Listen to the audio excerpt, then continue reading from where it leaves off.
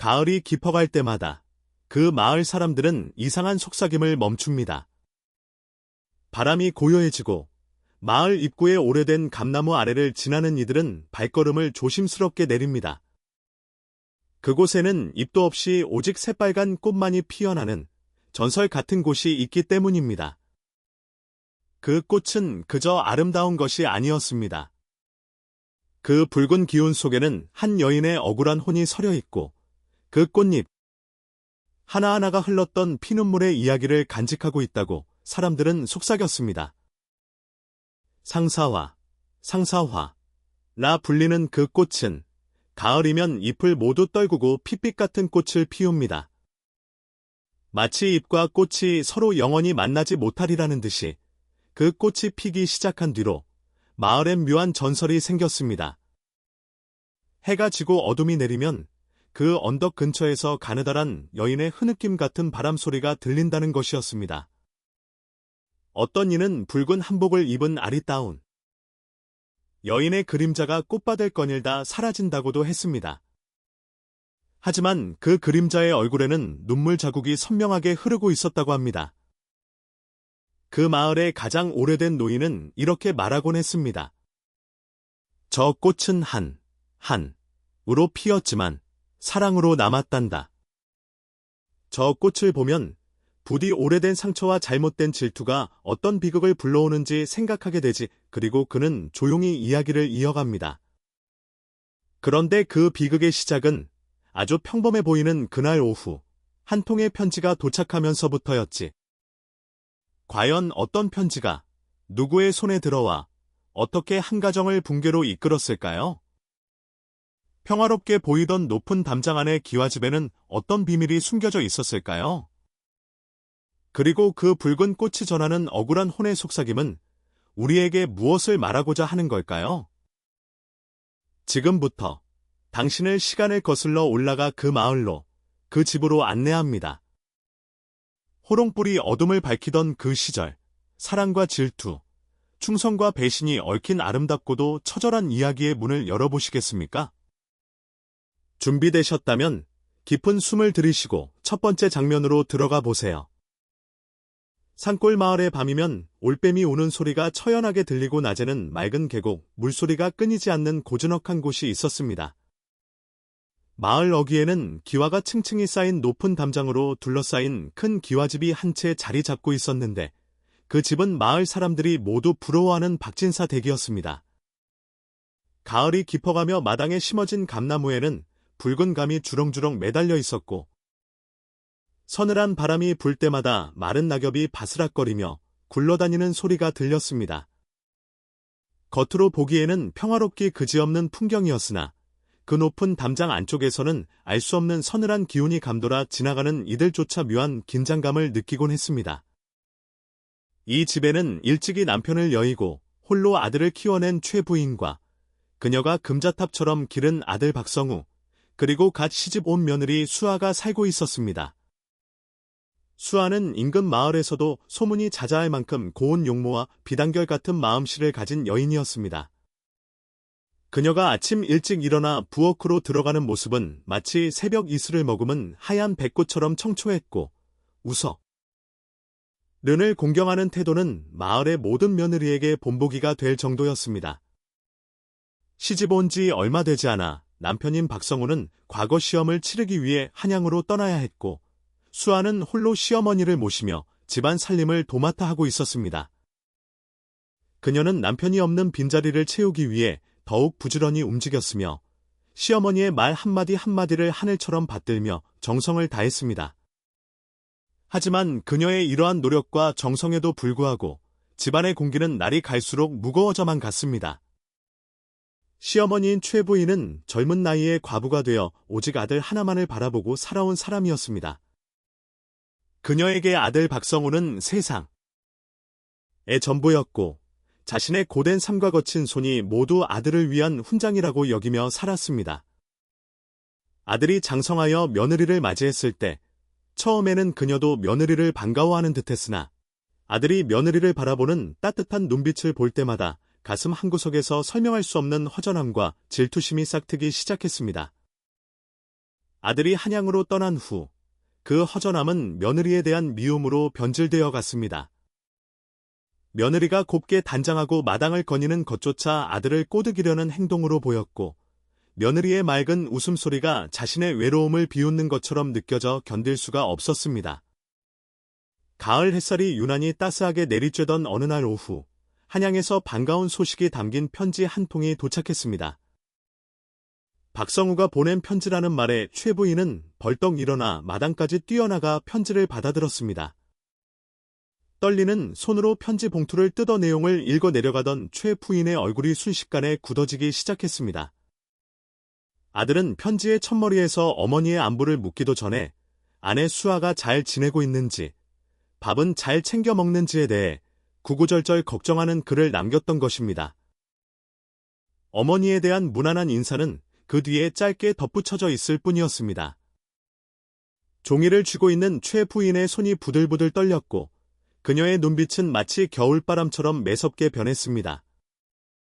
그날 저녁, 수아는 아무것도 모른 채 사랑채에서 남편의 겨울옷을 짓기 위해 바느질을 하고 있었습니다. 호롱불 아래에서 한 땀 한 땀 정성스럽게 바늘을 움직이는 그녀의 그림자가 창호지.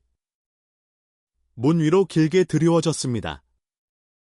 그녀는 남편이 돌아오면 따뜻하게 입을 수 있도록 솜을 두툼하게 넣은 저고리를 만들며 입가에 은은한 미소를 띠고 있었습니다. 남편이 과거에 급제하여 금이 환영하는 모습을 상상하며 행복에 젖어있던 그때 거칠게 방문이 열리며 찬바람과 함께 시어머니가 들이닥쳤습니다. 깜짝 놀란 수아가 바느질감을 내려놓고 일어나 절을 하려 했지만 최 부인은 싸늘한 눈초리로 며느리를 노려보며 방 한가운데 털썩 주저앉았습니다. 내 인제 서방이 집에 없으니 밤이 길기도 하겠구나. 무슨 생각을 하며 이렇게 늦도록 불을 켜놓고 있느냐. 최 부인의 목소리에는 날선 가시가 돋아 있었습니다.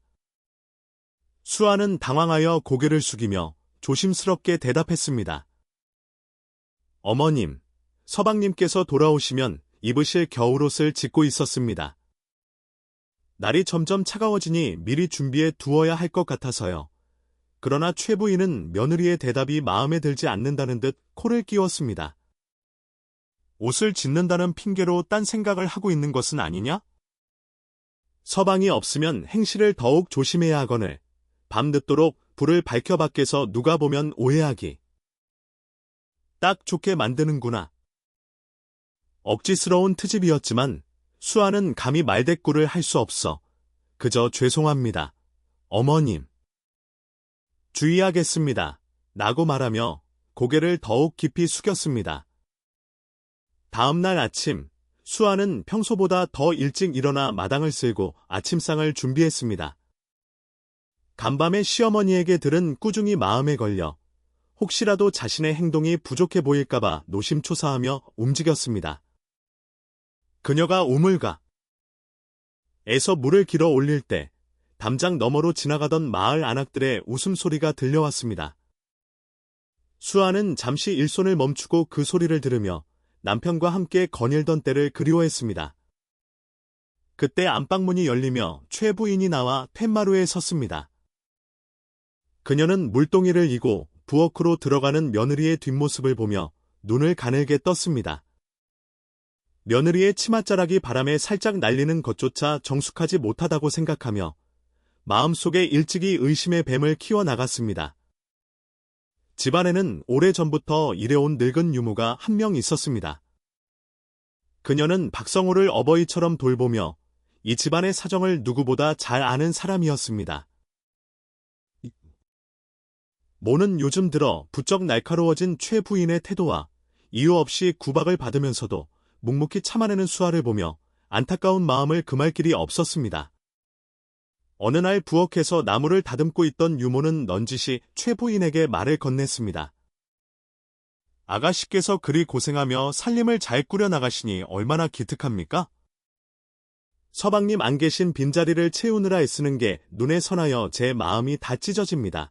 유모는 분위기를 조금이라도 부드럽게 만들어 보려 했으나 그것은 오히려 불난 집에 부채질을 하는 격이 되고 말았습니다. 최 부인은 들고 있던 차잔을 탁 소리나게 내려놓으며 유모를 쏘아보았습니다. 자, 내는 눈이 멀었는가? 저 아이가 겉으로는 얌전한 척하지만 속으로는 무슨 꿍꿍이를 품고 있는지 어찌 안단 말인가? 며칠 전에는 대문 밖을 소쩍새처럼 서성이는 장사치 놈과 눈을 마주치는 것을 내 두 눈으로 똑똑히 보았네. 그것은 며느리가 대문 앞에 물건을 팔러 온 보부상 장수에게 물 한 바가지를 떠다준 일을 두고 하는 말이었습니다. 유모는 기가 막혀 입을 다물지 못했습니다. 마님, 그건 그저 목마른 이에게 물을 건넨 것뿐이지 않습니까? 어찌 그리 고약하게만 생각하십니까? 유모의 변명에도 최 부인은 막무가내였습니다. 남녀가 유별하거늘 서방 없는 집안 여자가 외간 남자에게 물을 떠다 바치는 게 가당키나 한 일이냐. 계절은 점점 깊어만 가고 앙상한 나뭇가지들이 찬바람에 흔들리는 초겨울로 접어들었습니다. 집안의 분위기는 바깥 날씨보다 더 차갑게 얼어붙어 있었습니다. 수아는 이제 숨소리조차 크게 내지 못하고 그림자처럼 지냈습니다. 시어머니의 감시는 날로 심해져 수아가 장독대에 다녀오는 시간조차 재고 있을 정도였습니다. 혹여 조금이라도 늦게 들어오면 어디서 누구와 노닥거리다 이제야 들어오느냐 며 불호령이 떨어졌습니다. 수아는 억울하고 분했지만 남편이 돌아올 때까지 집안을 평안히 지키는 것이 자신의 도리라 여기며 눈물을 삼켰습니다. 밤이면 홀로 방에 앉아 남편이 남기고 간 붓글씨를 어루만지며 마음을 달랬지만 가슴 속에 쌓인 한숨은 깊어만 갔습니다. 어느 날 마을 잔치. 가 연려 이웃들이 음식을 나누러 박진사 댁을 찾았습니다. 동네 사람들은 수아의 야윈 얼굴을 보고 수군거렸습니다. 새색시 얼굴이 왜 절반이 되었을까? 시집살이가 고된가 보네. 쉬 들리겠네. 저 집 마님 성정이 보통이 아닌데 사람들의 걱정 어린 시선이 수아에게 쏠리자 최 부인의 심기는 더욱 불편해졌습니다. 마치 자신이 며느리를 굶기기라도 한 것처럼 사람들이 오해한다고 생각하니 화가 치밀어 올랐습니다. 손님들이 돌아가자마자 최 부인은 수아를 불러 세웠습니다. 네가 동네에 못 먹고 사는 티를 내고 다니니 사람들이 나를 욕하지 않느냐? 칠맞지 못하게 얼굴 관리는 어찌하여 그 모양이냐? 수아는 그저 죄송하다는 말밖에는 할 수 없었습니다. 그러던 중 결정적으로 최 부인의 의심을 폭발하게 만든 사건이 일어났습니다. 늦은 밤마당에서 고양이 우는 소리가 요란하게 들려 수아가 방문을 열고 밖을 내다보았습니다. 담장 위에 고양이 한 마리가 앉아있다가 수아와 눈이 마주치자 후다닥 도망을 쳤습니다. 수아는 놀란 가슴을 쓸어내리며 문을 닫으려 했는데 그 순간 건너방에서 자고 있던 최 부인이 문을 벌컥 열고 뛰쳐나왔습니다. 누구냐? 방금 담을 넘어 도망친 놈이 누구냐? 최 부인은 헝클어진 머리를 한 채 마당으로 뛰어내려와 사돌짝을 해댔습니다. 수아는 너무나 놀라 어머님, 고양이입니다. 고양이가 담장 위에서 울기에 내다보았을 뿐입니다. 라고 다급히 설명했습니다. 하지만 이미 의심의 불길에 휩싸인 최 부인의 귀에는 아무것도 들리지 않았습니다. 고양이? 네가 나를 늙은이 취급하며 속이려 드느냐? 고양이 소리를 핑계로 정을 통하던 놈을 내보낸 것이 틀림없다. 최 부인의 고함 소리에 자고 있던 유모와 하인들이 모두 깨어 마당으로 나왔습니다. 하인들은 웅성거리며 서로 얼굴만 쳐다볼 뿐 감히 끼어들 엄두를 내지 못했습니다. 수아는 마당 흙바닥에 무릎을 꿇고 애원했습니다. 어머님, 하늘에 맹세코 그런 일은 없습니다. 제발 억측을 거두어 주십시오. 어찌 며느리에게 그런 끔찍한 말씀을 하십니까? 그녀의 눈에서는 억울함의 눈물이 하염없이 쏟아져 내렸습니다. 차가운 밤 기운 속에서 그녀의 흐느낌만이 당을 채웠습니다. 최 부인은 며느리의 눈물을 보고도 마음을 돌리지 않았습니다. 오히려 그 눈물이 자신의 죄를 감추기 위한 거짓향이라고 단정지었습니다. 내 오늘 밤은 물증이 없어 그냥 넘어가지만 두고 보아라. 내 눈을 피할 수 있을 줄 아느냐? 내가 이 집안의 명예를 더럽히는 꼴은 내 눈에 흙이 들어가기 전에는 절대 못 본다. 최 부인은 포악스러운 말을 남기고 방으로 들어가 문을 쾅 닫아버렸습니다. 마당에 남겨진 수아는 흙바닥에 주저앉아 일어날 줄을 몰랐습니다. 유모가 다가와 그녀를 부축하며 함께 울어주었지만 수아의 가슴에 박힌 가시는 너무나 깊고 날카로웠습니다. 밤하늘의 달조차 구름 뒤로 숨어버린 듯 캄캄한 어둠만이 그녀를 감싸고 있었습니다. 다음 날부터 집안의 분위기는 옷과도 같았습니다. 최 부인은 며느리에게 말을 걸기는커녕 눈길조차 주지 않았고 하인들에게 며느리의 일거수일투족을 감시하라고 명령했습니다. 수아는 밥을 먹는 둥 마는 둥하며 하루하루 말라갔습니다. 그녀는 부엌 한 구석에서 쌀을 씻으며 생각했습니다. 서방님만 돌아오시면 이 모든 오해가 풀릴 것이다. 그때까지만 버티자. 나의 결백함은 하늘이 알고 땅이 알 것이다. 하지만 그녀는 알지 못했습니다. 시어머니의 과도한 집착이 단순한 의심을 넘어 돌이킬 수 없는 함정을 준비하고 있다는 것을 말입니다.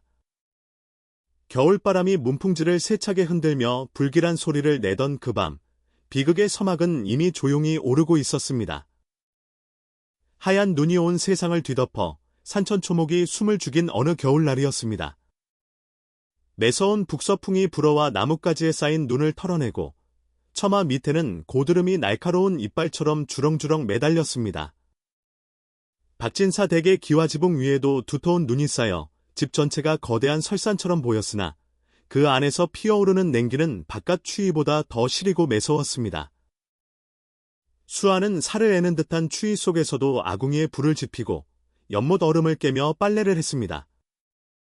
손등이 트고 갈라져 피가 배어나왔지만 육체의 고통은 마음의 시름에 비하면 아무것도 아니었습니다. 시어머니 최 부인의 눈빛은 날이 갈수록 도끼눈으로 변해갔고 집안의 공기는 마치 살얼음판을 걷는 듯 위태로웠습니다. 최 부인은 이제 대놓고 며느리의 뒤를 밟으며 흠을 잡아내려 혈안이 되어 있었습니다. 최 부인은 밤잠을 설치는 날이 많아졌습니다. 아들이 없는 집안을 며느리가 더럽힐 것이라는 망상에 사로잡혀 바람 소리만 들려도 벌떡 일어나 창호지에 구멍을 뚫고 밖을 감시했습니다. 그녀의 머릿속에서 수아는 이미 정숙하지 못한 여인이었고 집안의 명예를 먹칠하는 존재였습니다. 내 꼭 그 꼬리를 잡고야 말겠다. 내 아들이 저런 여우 같은 것에 홀려있는 것을 더 이상 볼 수 없다. 최 부인은 어두운 방 안에 홀로 앉아 중얼거렸습니다. 그녀의 삐뚤어진 모정은 급기야 돌이킬 수 없는 끔찍한 계획을 세우게 만들었습니다. 그것은 바로 없는 죄를 만들어 며느리를 쫓아내려는 어미로서도 인간으로서도 해서는 안 될 짓이었습니다. 그녀는 터에서 남몰래 낯선 남자의 집신 한 켤레를 구해서는 장롱 깊숙한 곳에 숨겨두었습니다. 눈이 펑펑 쏟아지던 어느 날 새벽, 모두가 잠든 틈을 타 최 부인은 방문을 열고 조용히 나왔습니다. 그녀는 품속에 숨겨두었던 낡은 남자 집신을 꺼내들고 살금살금 뒤뜰로 향했습니다. 수아가 기거하는 방 뒤쪽, 사람이 잘 다니지 않는 음침한 담장 밑에 그 집신을 가지런히 놓아두었습니다. 마치 누군가가 담을 넘어 들어왔다가 급하게 도망치며 벗어두고 간 것처럼 보이게 하기 위함이었습니다. 눈 위에 찍힌 자신의 발자국은 빗자루로 교묘하게 지우며 뒷걸음질 쳤습니다. 심장이 쿵쿵 뛰었지만 죄책감보다는 며느리를 몰아낼 수 있다는 희열감이 더 컸습니다. 다시 방으로 돌아와 이불을 뒤집어 쓰고 아침이 오기만을 기다렸습니다. 닭이 울고 날이 밝아오자 최 부인은 일부러 큰 소리로 기침을 하며 마당으로 나갔습니다. 이게 무엇이냐? 아니, 이게 도대체 무엇이란 말이냐? 아침 일찍 마당을 쓸던 하인들이 깜짝 놀라 뒤뜰로 달려갔을 때 최 부인은 바닥에 놓인 남자 집신을 가리키며 비명을 지르고 있었습니다. 세상에, 우리 집안에 이런 망측한 일이 생기다니. 간밤에 도둑놈 타령을 하더니 결국 산중의 놈을 끌어들였구나. 최 부인의 고함 소리에 수아는 부스스한 얼굴로 방문을 열고 나왔습니다. 무슨 일인지 영문을 몰라 어리둥절한 표정으로 뒤뜰에 다가간 수아는 시어머니가 가리키는 집신을 보고는 그만 자리에 주저앉고 말았습니다. 그것은 분명 낯선 남정네의 신발이었으. 니다. 어머님, 저것이 왜 저기에 있는지 저는 모르는 일입니다. 맹세코 저는 모릅니다. 수아는 얼굴이 새파래져 외쳤습니다. 최 부인은 집신을 집어들며 며느리에게 달려들었습니다. 모른다고? 내 방 창문 바로 밑에 있는데 모른다고? 밤새 눈이 왔는데 집신 위에 눈이 덮이지 않은 것을 보니 새벽녘에 놈이 다녀간 게 분명하구나. 내가 서방 없는 외로움을 못 이겨 새 서방을 들인 게지?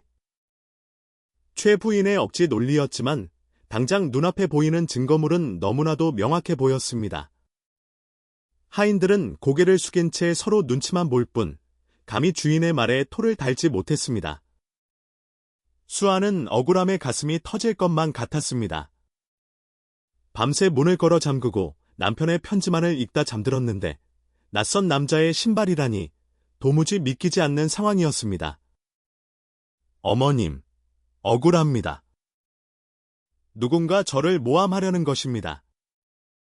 제발 믿어 주십시오. 그때 늙은 유모가 용기를 내어 앞으로 나섰습니다. 그녀는 바닥에 떨어진 집신을 유심히 살펴보더니 조심스럽게 입을 열었습니다. 마님, 고정하십시오. 이상한 점이 있습니다. 간밤에 눈이 많이 왔는데 이 집신이 젖지 않고 보송보송합니다.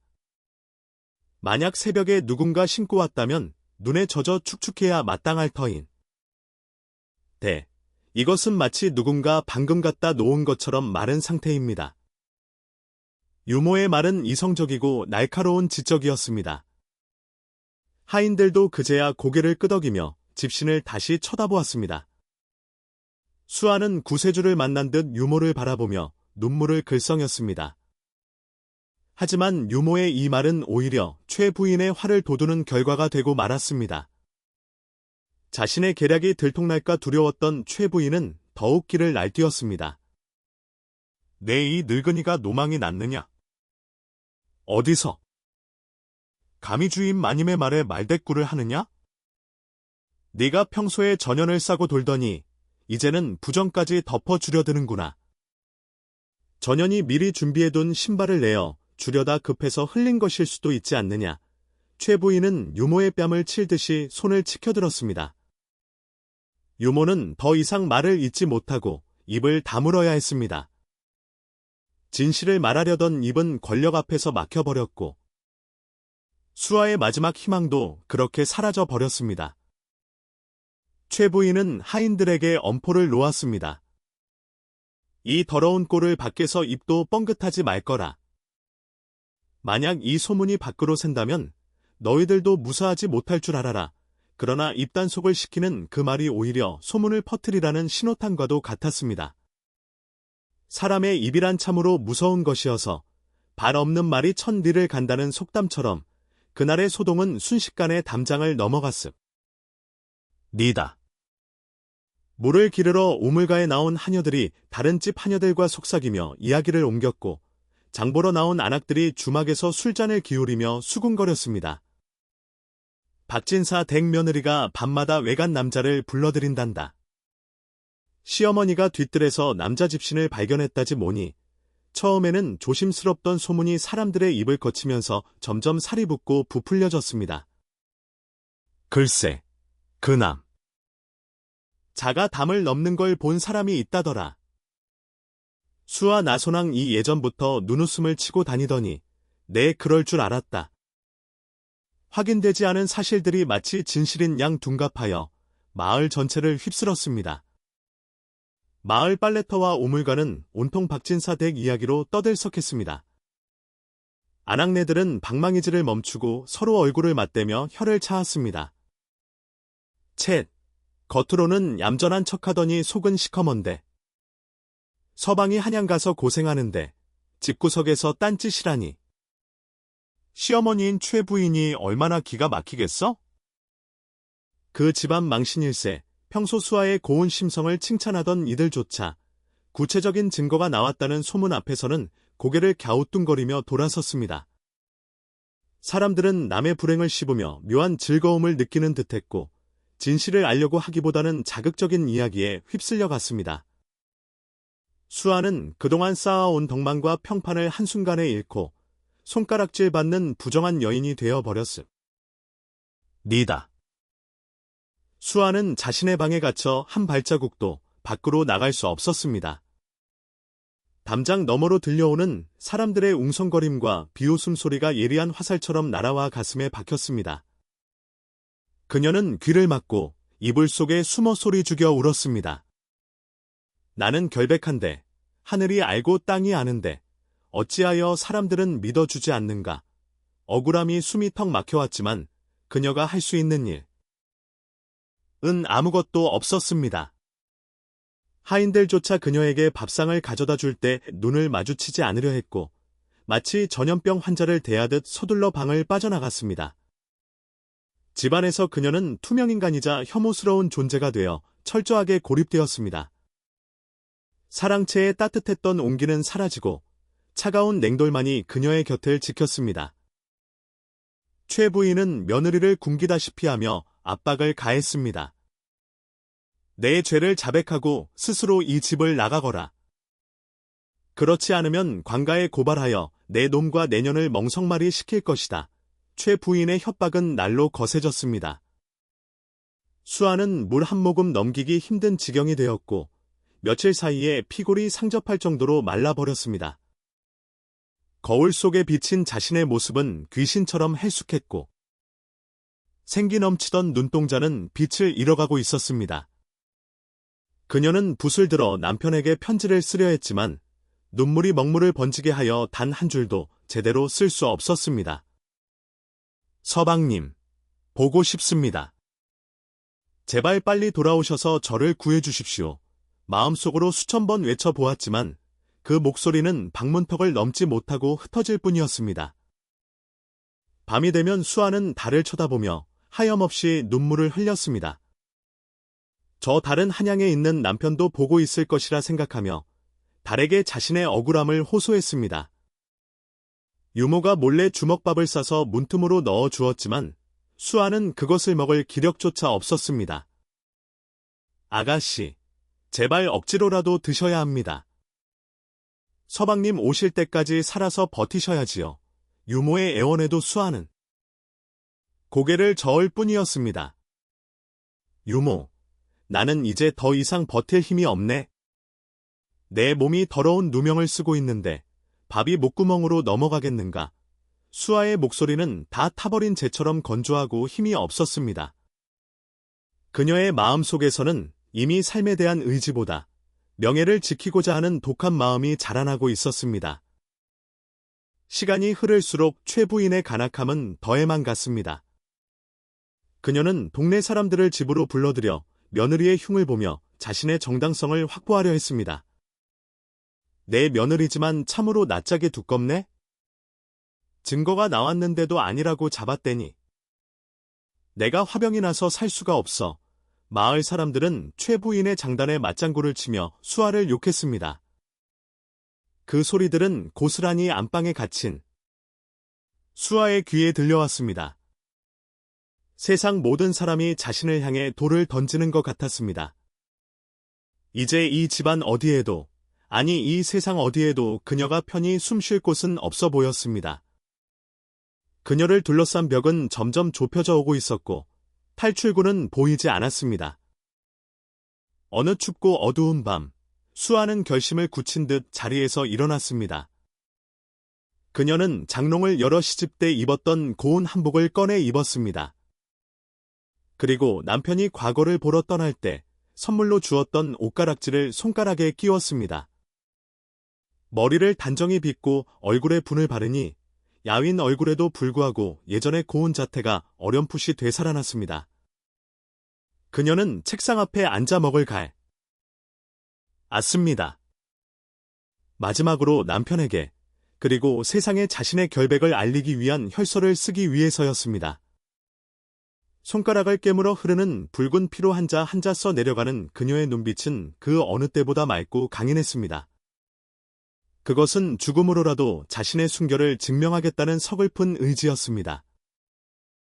바깥에서는 거센 눈보라가 몰아치고 있었습니다. 문풍지가 윙 소리를 내며 울부짖는 밤, 수아는 써내려간 혈서를 품속 깊이 넣었습니다. 그리고 오랫동안 준비해둔 작은 약병을 꺼내 들었습니다. 그녀의 시선은 방문 너머 먼 곳, 남편이 있는 한양 쪽을 향해 있었습니다. 서방님, 부디 급제하여 돌아오소서. 저는 먼저 가서 길을 닫고 기다리겠습니다. 살아서는 누명을 벗을 길이 없으니 죽어서 제 붉은 마음을 보여드리겠습니다. 수아의 뺨 위로 뜨거운 눈물이 흘러내렸습니다. 집안은 죽은 듯이 조용했고 시어머니가 자고 있는 건너방에서는 코를 고는 소리만이 들려왔습니다.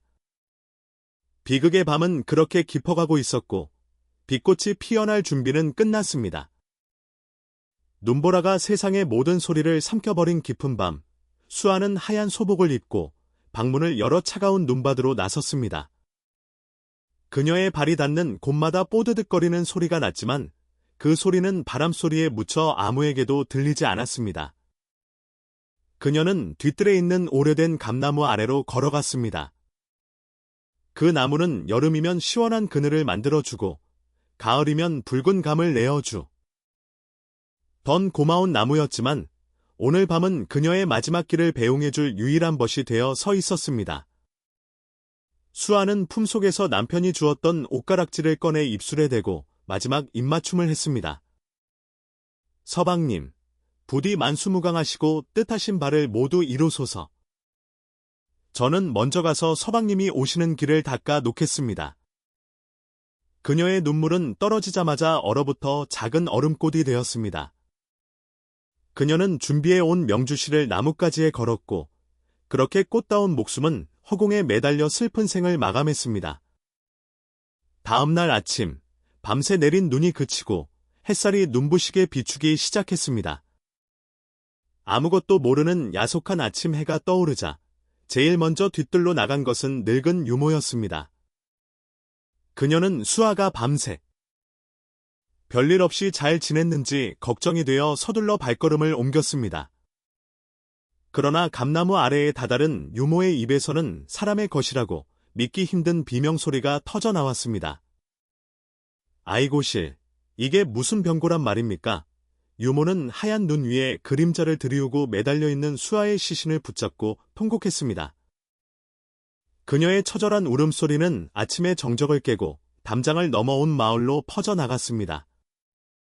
하인들이 하나둘씩 뛰쳐나왔고 참혹한 광경을 목격한 그들은 모두 자리에 주저앉아 말을 잇지 못했습니다. 수아의 얼굴은 평온해 보였지만 그 평온함이 산 사람들에게는 더욱 큰 슬픔으로 다가왔습니다. 안방에서 자고 있던 최 부인도 유모의 비명소리에 놀라 밖으로 뛰쳐나왔습니다. 그녀는 뒤뜰에 모여있는 하인들을 해치고 감나무 아래로 다가갔습니다. 허공에 매달린 며느리의 싸늘한 죽음을 보는 순간 최 부인의 다리가 후들거려 제대로 서 있을 수가 없었습니다. 그녀의 가슴 속에서는 덜컥 겁이 났지만 곧이어 이 상황을 어떻게 수습해야 할지 머리를 굴리기 시작했습니다. 그녀는 애써 떨리는 목소리를 감추며 하인들에게 호통을 쳤습니다. 뭐야? 어서 시신을 내리지 않고. 남들이 볼까 두렵지도 않느냐. 그녀의 목소리에는 슬픔보다는 당황스러움과 자신의 죄가 드러날까봐 전전긍긍하는 두려움이 섞여 있었습니다. 하인들은 서둘러 수아의 시신을 내려 방으로 옮겼지만 그들의 눈에는 주인 마님에 대한 원망과 의심이 서려 있었습니다. 최 부인은 서둘러 장례를 치르려 했습니다. 그녀는 하인들에게 입단속을 시키며 수아가 급작스러운 병으로 죽었다고 소문을 내라고 지시했습니다. 절대로 자결했다는 말이 밖으로 샌다면 안 된다. 집안 망신을 시켜도 유분수지. 죽어서까지 내 속을 썩이는구나. 그녀는 죽은 며느리를 탓하며 자신의 양심을 마비시키려 애썼습니다. 방 한가운데 눕혀진 수아의 시신 위로 하얀 천이 덮였고 집안은 무거운 침묵과 긴장감에 휩싸였습니다. 유모는 수아의 머리맡에 앉아 하염없이 눈물을 흘리며 그녀의 품속에 숨겨져 있던 혈서를 몰래 꺼내 자신의 옷 속에 감추었습니다. 이것만이 억울하게 죽은 아가씨의 한을 풀어줄 유일한 증거라고 생각했기 때문입니다. 최 부인은 어서 빨리 시신을 땅에 묻어버리고 이 모든 일을 덮고 싶어 안달이 나 있었습니다. 바로 그때 마을 어귀에서 요란한 징과 나팔 소리가 들려오기 시작했습니다. 잠잠하던 산골 마을이 갑자기 떠들썩해지더니 암행어사 출두여 하는 소리와 함께 말발굽 소리가 지축을 울렸습니다. 마을 사람들은 깜짝 놀라 길가로 나와 엎드렸고 화려한 관복을 입은 한 사내가 말을 타고 위풍당당하게 마을로 들어왔습니다. 그는 바로 한양으로 과거를 보러 떠났던 박성호였습니다. 그는 장원급제를 하여 금이 환양하는 길이었고 사랑하는 아내와 어머니에게 기쁜 소식을 전하기 위해 한 걸음에 달려온 것이었습니다. 그의 얼굴에는 자랑스러움과 설렘이 가득했고 말 뒤 로는 하인들이 비단과 곡식을 가득 실은 수레를 끌고 따르고 있었습니다. 마을 사람들은 박성호를 환호했지만 그들의 표정 한구석에는 알 수 없는 그늘이 드리워져 있었습니다. 박성호는 대문 앞에 도착하여 말에서 내렸습니다. 어머니! 수아야! 내가 돌아왔소. 장원급제를 하여 돌아왔소. 그의 우렁찬 목소리가 집안을 울렸습니다. 그는 대문을 활짝 열고 들어서며 아내와 어머니가 반갑게 뛰어나와 자신을 맞이해 줄 것이라 기대했습니다. 하지만 집안의 풍경은 그의 기대와는 너무나 달랐습니다. 마당은 썰렁했고 하인들은 고개를 푹 숙인 채 엎드려 있었으며 어디선가 은은한 향냄새가 풍겨오고 있었습니다. 환호성 대신 들려오는 것은 억눌린 울음소리뿐이 없습니다. 박성호의 미소는 서서히 사라졌고 불길한 예감이 등골을 서늘하게 스치고 지나갔습니다. 그는 마당에 있는 늙은 하인에게 다가가 물었습니다. 이게 무슨 분위기인가? 왜 아무도 나와 보지 않는가? 방 안에 숨어있던 최 부인은 아들의 목소리를 듣고 얼굴이 새파래졌습니다. 기쁜 소식을 가지고 돌아온 아들을 맞이해야 할 순간에 며느리의 시신을 숨기고 있어야 하는 자신의 처지가 기가 막혔습니다. 그녀는 떨리는 손으로 웃옷을 다듬고 억지 웃음을 지으며 방문을 열고 나갔습니다. 아이고, 내 아들. 장원급제를 했다니. 이게 꿈이냐 생시냐? 장하다, 내 아들. 최 부인은 아들의 손을 잡으며 호들갑을 떨었지만 그녀의 눈은 불안하게 흔들리고 있었습니다. 박성호는 어머니의 손을 잡으면서도 시선은 며느리가 기거하는 방 쪽을 향했습니다. 어머니, 수아는 어디 있습니까? 남편이 돌아왔는데 어찌 곧장 나와 보이지 않는답니까? 아들의 질문에 최 부인은 말문이 막혀 입술만 달싹였습니다. 최 부인은 식은땀을 흘리며 거짓말을 둘러댔습니다. 그게 말이다. 수아가 친정에 급한 일이 생겨 잠시 갔느니라. 내가 올 줄 모르고 어제 떠났는데 며칠 걸릴 거다. 그녀의 목소리는 미세하게 떨리고 있었고 아들의 눈을 똑바로 쳐다보지 못했습니다. 박성호는 어머니의 태도에서 이상함을 감지했습니다. 평소 같으면 며느리의 흉을 보거나 핀잔을 주었을 어머. 네가 이렇게 당황하는 모습은 처음이었기 때문입니다. 게다가 마당 한구석에서 들려오는 유모의 통곡 소리가 그의 귀를 잡았습니다. 애씨, 불쌍한 우리 아가씨. 서방님이 오셨는데 왜 눈을 뜨지 못하십니까? 유모의 울부짖음은 어머니의 거짓말을 산산조각 내기에 충분했습니다. 박성호는 어머니의 손을 뿌리치고 유모가 있는 사랑채로 달려갔습니다. 방문을 열어젖힌 박성호의 눈앞에 믿을 수 없는 광경이 펼쳐졌습니다. 하얀 천에 덮여 누워있는 사람의 형상. 그는 숨이 턱 막히는 고통을 느끼며 천천히 다가갔습니다.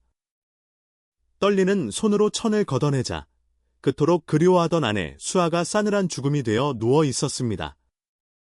그녀의 목에는 선명한 밧줄, 자국이 남아 있었고 창백한 얼굴은 더 이상 웃음을 품고 있지 않았습니다. 수아야, 이게 무슨 일이냐? 내가 왔는데, 서방이 왔는데 왜 일어나지를 못하느냐? 박성우는 아내의 시신을 끌어안고 짐승처럼 울부짖었습니다. 그의 통곡 소리는 기와집을 넘어 온 마을 사람들의 가슴을 울렸습니다. 금이 환향의 기쁨은 순식간에 지옥 같은 슬픔으로 변해버렸습니다. 뒤따라 들어온 최 부인은 문턱을 잡고 주저앉았습니다. 아들의 저토록 처절한 슬픔을 보니 자신이 저지른 짓이 얼마나 끔찍한 것인지 뼈저리게 느껴졌습니다. 그때 유모가 박성우의 앞으로 기어나와 품속에 감춰두었던 혈서를 내밀었습니다. 서방님, 아가씨께서 가시는 길에 남기신 글입니다. 억울해서 너무나 억울해서 피로 쓰신 글입니다. 부디 이 글을 읽으시고 가시의 한을 풀어주십시오. 유모는 바닥에 머리를 찍으며 오열했습니다. 박성우는 피로 얼룩진 종이를 받아들었습니다. 손이 너무 떨려 종이를 펴는 것조차 힘들었지만 그는 이를 악물고 아내의 마지막 말을 읽어 내려갔습니다. 글자 하나하나가 아내의 피눈물이었고 그 속에 담긴 사연은 그의 가슴을 후벼 팠습니다. 혈서에는 수아가 겪었던 고초와 시어머니의 모함이 낱낱이 적혀 있었습니다. 서방님, 저는 결백합니다. 뒤뜰에 놓인 집시는 제가 모르는 것입니다. 어머님께서 저를 의심하여 쫓아내려 하시니 살아서는 제 결백을 증명할 길이 없어 죽음으로 답합니다. 부디 저를 믿어주시고 저의 억울함을 밝혀주소서. 편지를 읽는 박성우의 눈에서 불길이 일었습니다. 그는 집신. 사건이 어머니의 자작극임을 직감했습니다. 아내의 고든 성품을 누구보다 잘 아는 그였기에 어머니의 질투가 이런 비극을 불렀다는 사실을 깨닫고 차마 넘어올릴 분노를 참을 수가 없었습니다. 그는 혈서를 움켜쥐고 벌떡 일어나 어머니를 향해 돌아섰습니다. 그의 눈빛은 더 이상 효성지극했던 아들의 눈빛이 아니었습니다. 어머니, 이게 도대체 무슨 일입니까? 수아가 무슨 죄를 지었기에 죽음으로 내몰았단 말입니까? 박성우의 고함 소리에 최 부인은 몸을 사시나무 떨듯 떨었습니다. 네, 내가 그러려던 것은 아니다. 그저 겁을 좀 주려고, 버릇을 고치려고 했을 뿐인데. 최 부인은 횡설수설하며 변명하려 했지만 아들의 눈에 서린 푸른 기세에 눌려 뒷걸음질 쳤습니다. 겁을 준. 다고 멀쩡한 사람을 부정한 여자로 몰아세우고 증거를 조작하여 죽게 만든 것이 고작 겁을 주는 것입니까? 어머니가 죽인 것입니다. 제 아내를 어머니가 죽였습니다. 박성우는 가슴을 치며 울분을 토했습니다.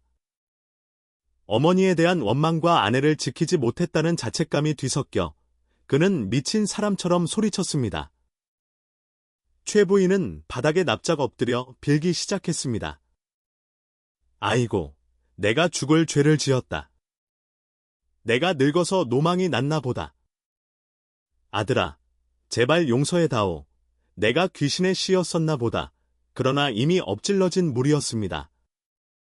아들의 마음은 차갑게 식어버렸고 죽은 며느리는 돌아올 수 없었습니다.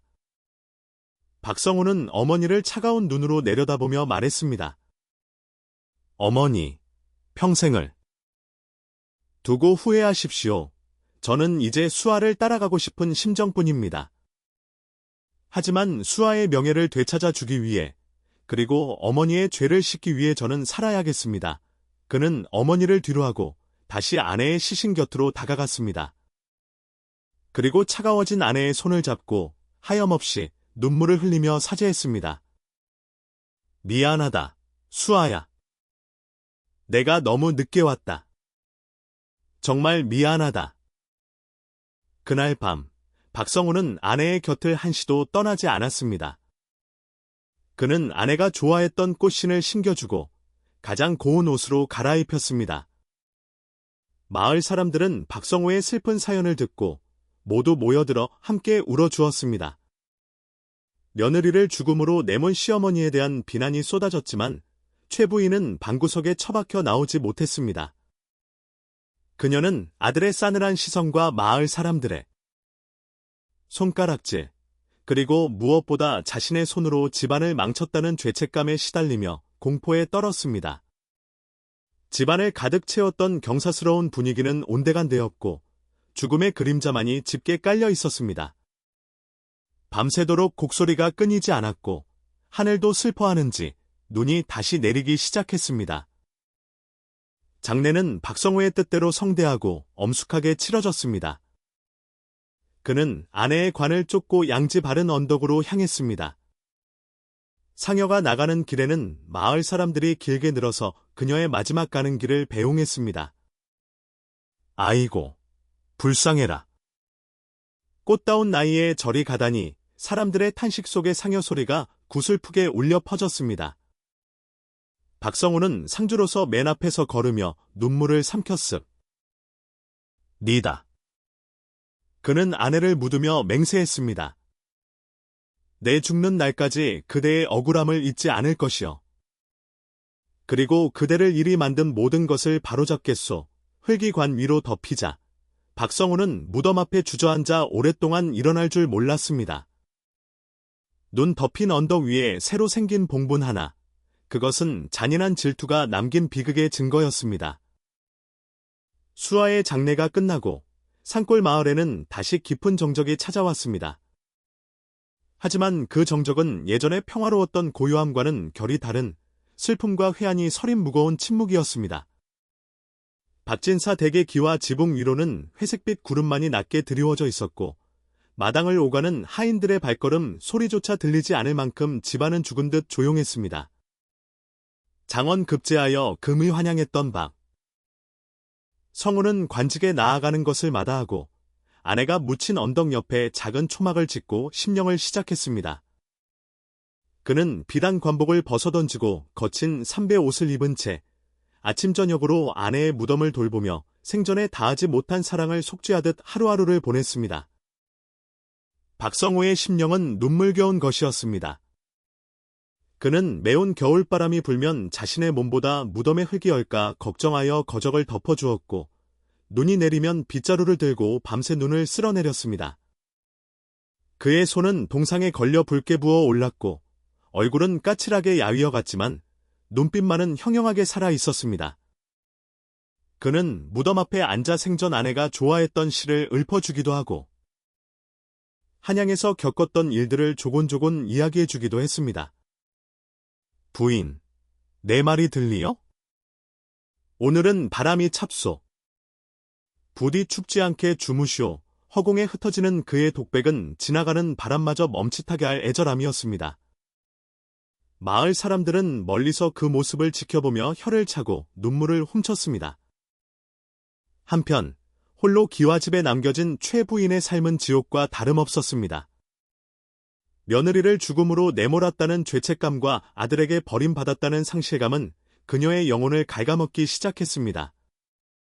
밤마다 그녀의 귀에는 며느리의 억울한 울음소리가 환청처럼 들려왔고 눈을 감으면 감나무에 매달려 있던 수아의 모습이 떠올라 잠을 이룰 수 없었습니다. 그녀는 세상을 등지고 방구석에 크려 앉아 내 죄다, 내 죄야 라고 중얼거리는 미치광이가 되어갔습니다.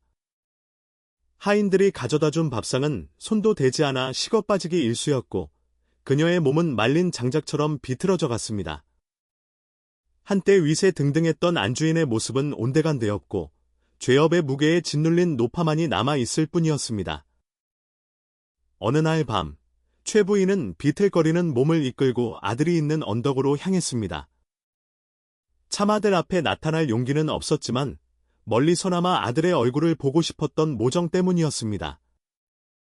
달빛 아래 초막을 지키고 앉아있는 아들의 그림자를 본 그녀는 가슴이 미어지는 듯한 통증을 느꼈습니다. 훌륭하게 키워 부귀영화를 누리게 하고 싶었던 아들이 자신 때문에 폐인처럼 지내는 모습을 보니 억장이 무너져 내렸습니다. 그녀는 나무 뒤에 숨어 입을 틀어막고 오열했습니다. 아가야, 어미를 용서하지 마라. 내가 귀신의 홀연의 앞길을 막고 귀한 며느리를 죽였구나. 그녀의 참회는 너무나 늦은 것이었지만 그 눈물만큼은 진심이었습니다. 그녀는 감히 다가가지 못하고 밤새 떨다가 새벽이 되어서야 도망치듯 집으로 돌아왔습니다. 겨울이 지나고 얼음이 녹아내리는 소리와 함께 봄이 찾아왔습니다. 언덕 위에 눈도 녹아내리고 마른 나뭇가지에는 연두색 새싹이 돋아나기 시작했습니다. 자연은 어김없이 생명을 틔웠지만 박성호의 마음속 겨울은 여전히 끝나지 않고 있었습니다. 그는 여전히 무덤가를 지키며 난 아내를 그리워하고 있었습니다. 그러던 어느 날 아침, 박성호는 수아의 무덤가에서 기이한 광경을 목격했습니다. 무덤 바로 옆자리, 바싹 마른 흙을 뚫고 올라오는 낯선 새싹 하나가 보였습니다. 잡초라고 하기에는 그 빛깔이 너무나 영롱했고 생김새가 범상치 않았습니다. 박성호는 그 새싹을 뽑지 않고 정성스럽게 물을 주며 지켜보기로 했습니다. 새싹은 하루가 다르게 무럭무럭 자라났습니다. 보통의 꽃들과는 달리 잎이 없이 매끄러운 줄기만 쑥쑥 올라오는 것이 참으로 기이했습니다. 박성호는 그 식물이 마치 수아가 자신에게 보내는 신호 같다는 생각을 했습니다. 며칠이 지나자 줄기 끝에 꽃망울이 맺히기 시작했습니다. 그리고 마침내 스한 봄볕이 내리쬐던 날 꽃망울이 터지며 세상에서 본 적 없는 붉은 꽃이 피어났습니다. 그 색깔은 마치 수아가 혈서에 썼던 피처럼 선명하고 붉었으며 꽃잎은 뒤로 말려 올라가 마치 여인의 긴 속눈썹처럼 아름답고도 슬퍼 보였습니다. 입 없이 오직 꽃대 위에 피어난 붉은 꽃은 화려하면서도 처연한 자태를 뽐내고 있었습니다. 박성호는 그 붉은 꽃을 보며 하염없이 눈물을 흘렸습니다. 수아야, 이것이 너의 혼이구나. 내 억울한 피가 꽃이 되어 피어났구나. 그는 떨리는 손으로 꽃잎을 어루만졌습니다. 꽃에서는 은은한 향기가 났는데 그것은 짙은 꽃향기가 아니라 생전 수아가 즐겨 바르던 분 냄새와 비슷했습니다. 그 향기를 맡고 있으면 요동치던 마음이 차분하게 가라앉고 마치 아내가 곁에서 등을 토닥여주는 듯한 평온함을 느낄 수 있었습니다. 박성호는 꽃 앞에 엎드려 오랫동안 흐느꼈습니다. 그 붉은 꽃은 죽음으로도 갈라놓을 수 없었던 그들의 사랑이 형상화된 것이었고 수아가 남편에게 남긴 마지막 선물처럼 느껴졌습니다. 소문은 또다시 바람을 타고 마을로 퍼져나갔습니다. 박성훈의 며느리 무덤에 핏빛꽃이 피었답니다. 잎도 없이 꽃만 피었는데 그 색이 어찌나 붉은지 소름이 끼칠 정도라 마을 사람들은 호기심과 두려움을 안고 언덕으로 올라와 그 꽃을 구경했습니다. 사람들은 그 꽃을 보며 숙연해졌습니다. 저게 다 며느리의 한이 서려서 그런 게야. 붉은 마음 일편단심을 보여주려고 저리 붉게 피었나 보네. 노인들은 지팡이를 짚고 서서 혀를 차고 아낙네들은 꽃을 보며 눈시울을 붉혔습니다. 사람들은 그 꽃을 보며 수아의 결백을 다시 한번 확인했고 그녀의 슬픈 운명을 위로했습니다. 이제 그 꽃은 단순한 식물이 아니라 마을의 전설이 되어 가고 있었습니다. 기와집에 홀로 남겨진 최 부인도 그 소문을 들었습니다. 그녀는 마지막 힘을 짜내 기어다시피 언덕으로 올라갔습니다. 멀리서 무덤가에 피어있는 붉은 꽃 무더기를 본 순간 그녀는 그것이 며느리의 피눈물임을 직감했습니다.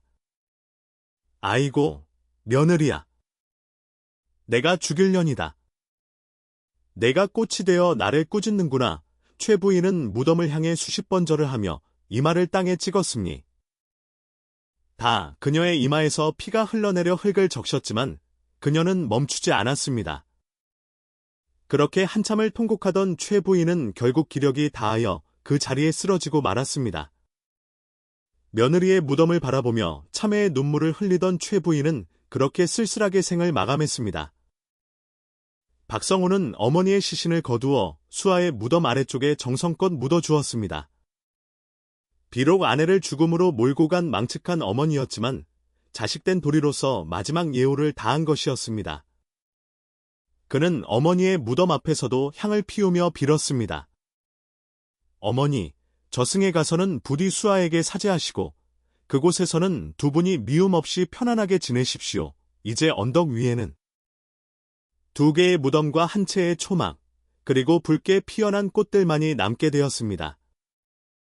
모든 원한과 갈등은 죽음과 함께 땅에 묻었고 남은 것은 산자의 그리움과 피어난 꽃의 아름다움뿐이었습니다. 바람이 불 때마다 꽃들은 서로 몸을 비비며 사그락거리는 소리를 냈는데 그것은 마치 두 여인이 화해하여 나누는 속삭임 같기도 했습니다. 세월은 유수와 같이 흘러 박성우의 머리에도 하얀 서리가 내렸습니다. 그는 벼슬길에 오르라는 임금의 교주마저 거절하고 평생을 그 언덕에서 꽃을 가꾸며 살았습니다. 해마다 가을이 되면 꽃이 피었습니다. 잎과 꽃이 서로 만나지 못하고 그리워만 한다고 하여 사람들은 그 꽃을 상사화, 나 부르기 시작했습니다. 박성우는 꽃이 피면 아내가 온 듯 기뻐했고 꽃이 지면 아내가 떠나는 듯 슬퍼했습니다. 그의 사랑은 세월이 흐를수록 더욱 깊어졌고 그의 모습은 마치 신선처럼 맑고 깨끗해졌습니다.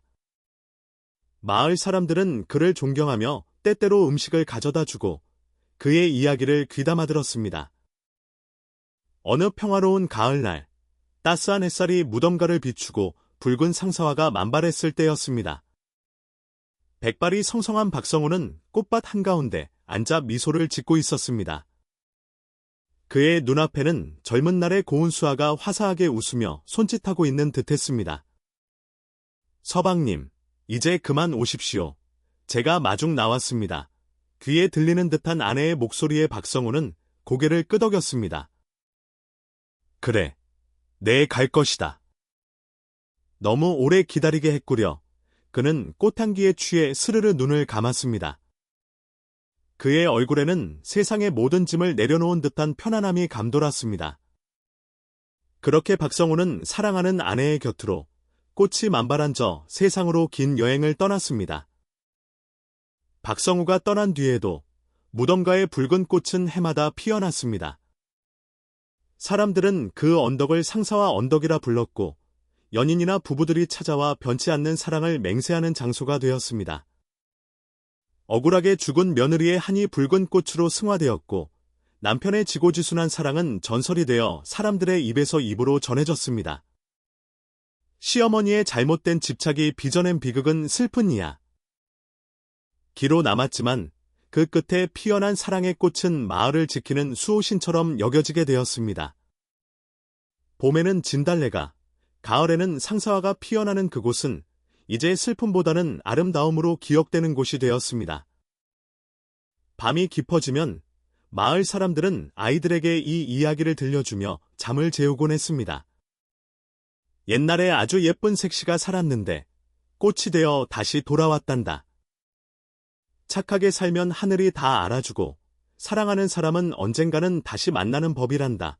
아이들은 붉은 꽃 이야기를 들으며 스르르 잠이 들었고 꿈속에서 붉은 꽃밭을 거니는 꿈을 꾸었습니다. 지금도 그 산골 마을 어딘가에는 가을이 되면 입 없는 붉은 꽃들이 물씬 피어나 지나가는 바람에 고개를 끄덕이며 예시의 긴 이야기를 속삭이고 있다고 합니다. 바람이 맑게 부는 밤, 귀를 기울이면 그들의 애틋한 사랑 노래가 들릴지도 모릅니다. 이제 긴 이야기가 끝났습니다. 수아와 박성우는 저 하늘나라에서 서로를 만나 잎과 꽃이 함께 피어나는 그곳에서 영원히 행복하게 지내고 있을 것입니다. 고통도 없고 이별도 없는 그곳에서 두 손을 맞잡고 우리를 내려다보고 있을지도 모릅니다. 오늘 밤은 여러분도 마음속에 붉은 꽃 한 송이를 심고 사랑하는 이의 꿈을 꾸며 편안하게 잠드십시오. 밤바람이 창문을 두드리는 소리는 그들이 보내는 자장가이니 걱정일랑 모두 내려놓고 깊은 잠에 드시기를.